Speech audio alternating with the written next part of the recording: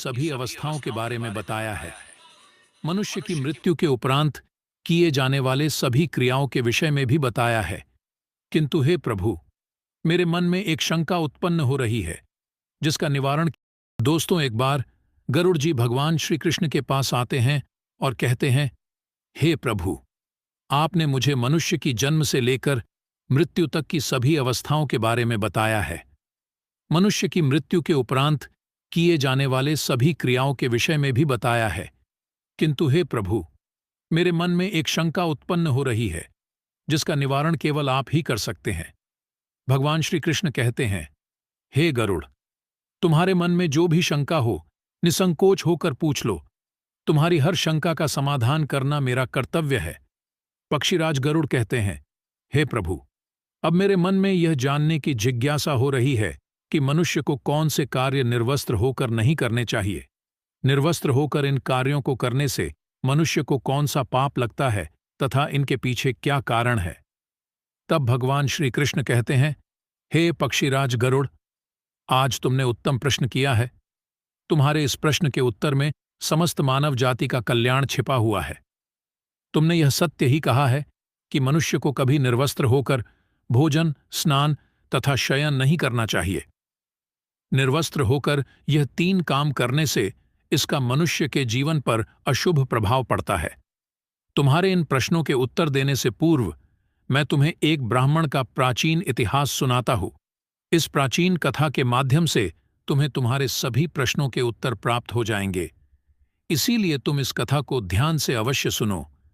इस कथा को सुनने मात्र से ही मनुष्य के पापों का नाश होता है। गरुड़ जी कहते हैं, हे प्रभु, आपके मुख से इस कथा को सुनना मेरा सौभाग्य है। कृपया आप मुझसे वह कथा कहिए। मैं इसे ध्यान से पूरा सुनूंगा और तीनों लोकों में इसका प्रचार करूंगा। भगवान श्री कृष्ण कहते हैं, हे खग, अच्छा ठीक है, अब तुम इस कथा को ध्यान से सुनो। मैं तुम्हें वह कथा सुनाने जा रहा हूं। प्राचीन काल की बात है। मध्य देश में एक अत्यंत शोभायमान नगरी थी। उस नगरी में देवशर्मा नाम का एक विद्वान ब्राह्मण रहता था। उसने चारों वेदों का तथा समस्त शास्त्रों का अध्ययन किया हुआ था। वह नित्य भगवद गीता का पठन किया करता था। देवशर्मा भगवान विष्णु का परम भक्त था। नित्य भगवान विष्णु की पूजा आराधना किया करता था। एक दिन देवशर्मा तीर्थ स्थान पर जाने के लिए घर से निकलता है। वह अपने साथ भोजन बनाने के लिए थोड़े से चावल ले लेता है।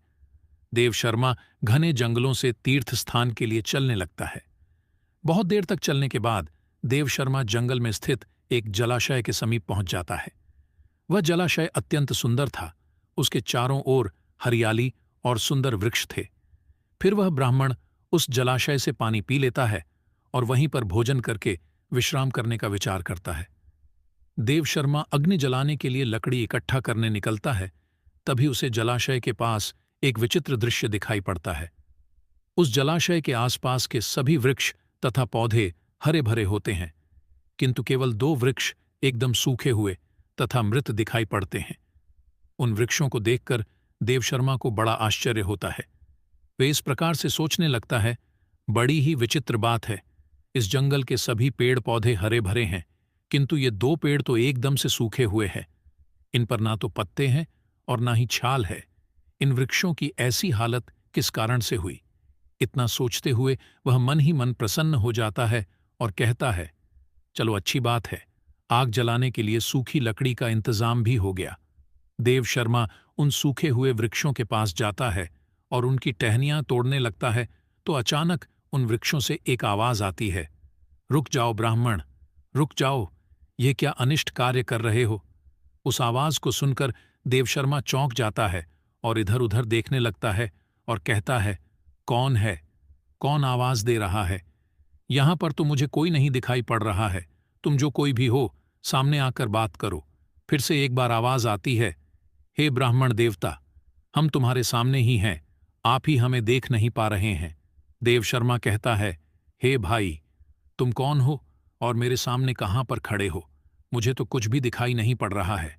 फिर से वह आवाज आती है, हे ब्राह्मण देवता, आप जिस वृक्ष की टहनी तोड़ रहे हैं, मैं वही वृक्ष बात कर रहा हूं, किंतु आप मुझे पहचान नहीं पा रहे हो। देवशर्मा ब्राह्मण घबरा जाता है और इधर उधर देखने लगता है तो उसकी दृष्टि उन दो पेड़ों पर पड़ती है। वह देखता है कि वे पेड़ मनुष्य की वाणी में बात कर रहे हैं। इस विचित्र घटना को देखकर देव शर्मा को बड़ा आश्चर्य हो जाता है। वह कहने लगता है, बड़ी ही विचित्र बात है, ये मृत पेड़ तो मनुष्यों की वाणी में बात कर रहे हैं। ये प्रभु की कैसी विचित्र लीला है। देव शर्मा उन मृत वृक्षों से कहने लगता है, हे वृक्षों, तुम कौन हो और तुम मनुष्य की वाणी में कैसे बात कर रहे हो, और तुम्हें वृक्षों का शरीर कैसे मिला? तुम्हारे समीप इतना बड़ा जलाशय होने के बावजूद भी तुम सूखे हुए हो और बाकी सभी पेड़ पौधे हरे भरे हैं। आखिर ऐसा कैसे संभव है? देव शर्मा की बात सुनकर वह पेड़ बोलने लगता है, हे ब्राह्मण देवता, हमारी ऐसी दशा हमारे कर्मों के कारण ही हुई है। हमने पिछले जन्म में जो पाप किए थे उसी का फल भुगत रहे हैं। देव शर्मा कहता है, हे वृक्ष, कृपा करके आप मुझे आपके पिछले जन्म का वृतांत सुनाइए। तब वह वृक्ष बोलने लगता है, हे ब्राह्मण देवता, अब हम आपको हमारे पिछले जन्म का वृतांत सुनाते हैं। पूर्व काल में मैं धनेश्वर नाम का वैश्य था और ये मेरी पत्नी दुर्मति थी। हम दोनों ही कांचीपुरी में निवास करते थे। मेरा स्वभाव अत्यंत दुष्ट और क्रूर था। मैं लोगों को ब्याज देकर धन कमाया करता था। मेरी पत्नी भी अत्यंत क्रूर और दुष्ट स्वभाव की थी। उसने कभी अपने द्वार पर आए अतिथियों का सम्मान नहीं किया। हमने कभी दान धर्म भी नहीं किया।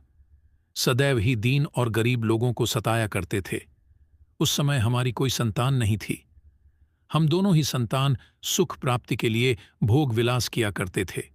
हम निर्वस्त्र होकर स्नान किया करते थे और निर्वस्त्र होकर ही शयन किया करते थे। अनेक वर्षों तक भोग विलास करने पर भी हमें संतान सुख प्राप्त नहीं हुआ।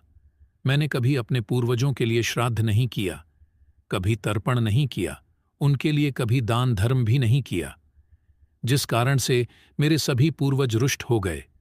मेरा मन सदैव ही काम वासना से भरा हुआ रहता था। हम दोनों पति पत्नी दिन रात भोग विलास किया करते थे। निर्वस्त्र होकर ही स्नान, भोजन तथा शयन किया करते थे, जिससे समस्त देवी देवता और पितृ भी हमसे रुष्ट हो गए। इस प्रकार से अनेक वर्ष बीत जाने के पश्चात हम पुत्र प्राप्ति की कामना से तीर्थ यात्रा पर निकले। रास्ते में जाते समय एक नदी किनारे हमने निर्वस्त्र होकर संबंध बनाया। दुर्भाग्य से उसी नदी में डूबकर हम दोनों की मृत्यु हो गई। मृत्यु के पश्चात हमें ले जाने के लिए यमराज के दो दूत प्रकट हुए। वे दूत हमें पकड़कर यमपुरी ले गए। यमपुरी का दृश्य अत्यंत भयंकर था। यमराज विशालकाय सिंहासन पर बैठे हुए थे और उनके पास चित्रगुप्त बैठे हुए थे, जो यमपुरी में आए हुए प्राणियों का लेखा जोखा निकाल रहे थे। जब मेरी बारी आई तो यम के दूतों ने मुझे यमराज के सामने खड़ा कर दिया। फिर चित्रगुप्त यमराज से कहने लगे, हे धर्मराज, इस वैश्य ने तो अपने जीवन में कभी कोई पुण्य का काम नहीं किया है। इसने अपने पूर्वजों का सदैव ही अनादर किया है। इसने सदैव ही निर्वस्त्र होकर स्नान, भोजन तथा शयन किया है। इसीलिए यह केवल नरक जाने के ही योग्य है।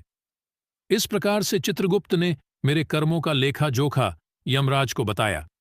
यमराज मुझे देखकर कहने लगे, अरे दुष्ट, तूने तो कभी कोई पुण्य के काम नहीं किए हैं।